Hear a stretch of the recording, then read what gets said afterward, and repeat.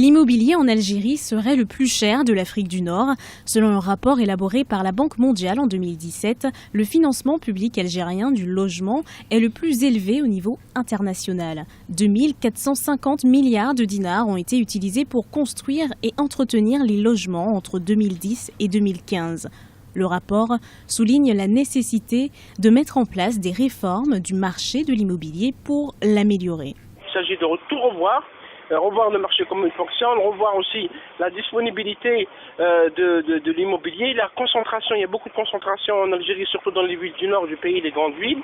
Et donc, tous ces éléments font qu'il y a cette spéculation et cette hausse de prix pour l'immobilier qui est effectivement l'un des plus chers en Afrique.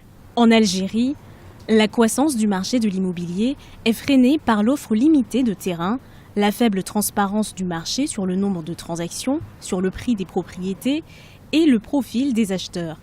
Le besoin de logement est élevé dans le pays et les loyers restent trop importants par rapport aux revenus. Abdelwahid Temar, le ministre de l'Habitat, de l'Urbanisme et de la Ville, s'attelle à l'élaboration d'un décret exécutif définissant les modalités de la promotion immobilière libre. Nous accusons un retard dans le marché locatif par rapport aux progrès survenus dans ce domaine au niveau international, d'où la nécessité de pallier cette situation. Le secteur de l'habitat suit les conditions et le rythme de réalisation de toutes les formules de logement initiées à travers le pays, y compris en promotion libre.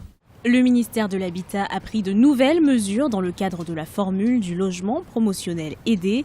Le financement régulier des projets est garanti par la mobilisation des ressources financières via la Caisse nationale du logement et les créances des promoteurs seront payées par tranche en fonction du taux d'avancement du projet.